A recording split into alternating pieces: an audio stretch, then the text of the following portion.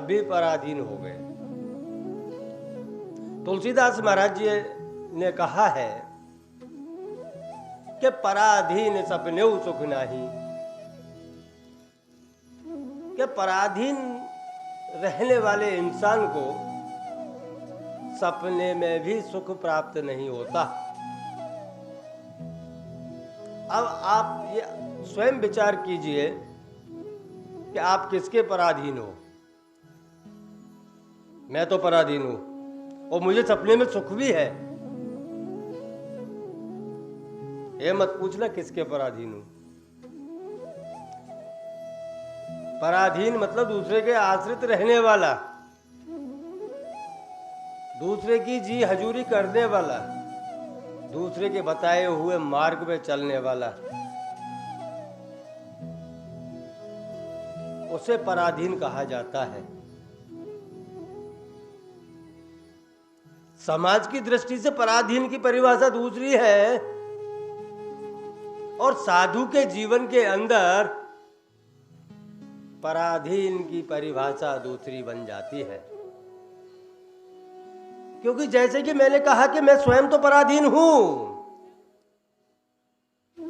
पर यह तो पूछो मैं किसका अधीन हूं, मैं किसके अधीन रहता हूं। जो मैं पराधीन होते हुए भी आनंद का आभास करता हूं। मैं तो 24 घंटे 24 आवर्स आनंद में रहता हूं। यही बात तुलसीदास बाबा ने कहा है कि पराधीन सपने सुख नहीं, लेकिन वो कहा है जगत के लिए। अब मेरा जो कहने का तात्पर्य है कि पराधीन में रहते हुए मैं आनंद का अनुभव करता हूं, लेकिन मैं कोई समाज के व्यक्ति का पराधीन नहीं हूं। मैं समाज के अधीन नहीं रहता। मैं अधीन हूं मेरे इष्ट देव प्रभु श्री रामचंद्र के, उसके अधीन रहता हूं और उसी के अधीन रहते हुए मैं उन्हीं के चरणों में रात और दिन आनंद करता हूं। मैं अधीन हूं मेरे गुरु महाराज जी के चरणों का, उनकी आज्ञा का, जिन्होंने मुझे इस लायक समझा कि स्वयं के चरणों के पास मुझे जगह दी।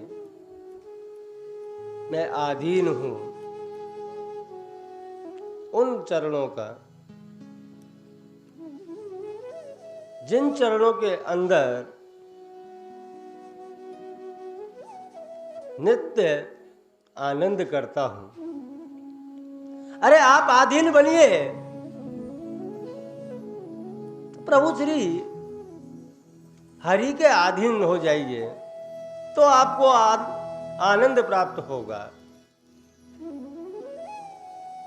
आप अधीन बनिए गुरु महाराज जी के सानिध्य के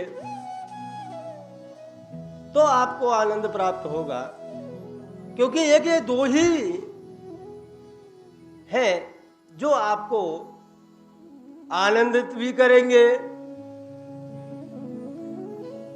हमेशा आपको आनंद भी देंगे और 84 लाख जन्मों के भव बंधन से पार भी करेंगे। कौन कहता है कि आनंद नहीं मिलता? हाँ, पराधीन अगर आप सपने कहते हैं तुलसीदास बाबा के पराधीन सपने सुख नहीं, अगर आप जगत के अंदर रहते हुए किसी के अधीन हो, सामने वाला बोले इतना ही पानी पीना है और आपको उतना ही पानी पीना पड़े, तो वह जीवन नरक जैसा रहता है। क्योंकि रहना तो हमको पराधीन है, सामने वाला कहेगा उठ तो उठना पड़ेगा, सामने वाला कहेगा बैठ तो बैठना पड़ेगा, और सामने वाला कहेगा कि इतना कर तो उतना ही करना पड़ेगा। वह है पराधीन।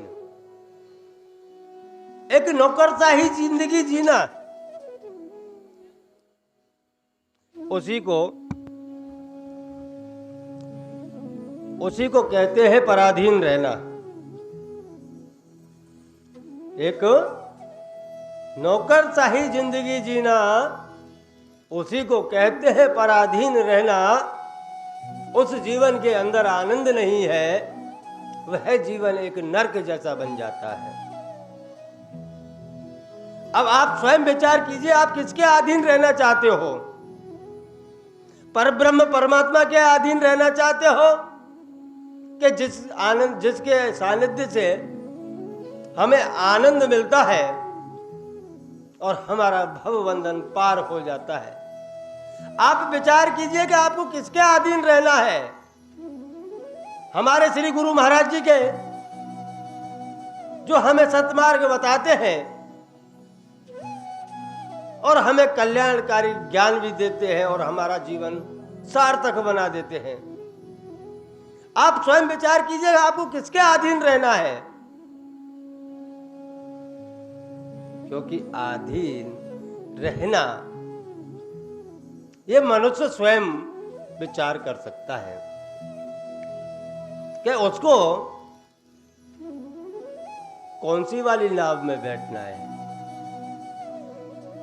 एक वो वाली नाव है जो 24 घंटे आपको आनंद देती है, और एक वो वाली नाव है जो रात और दिन आपको कष्ट देती है,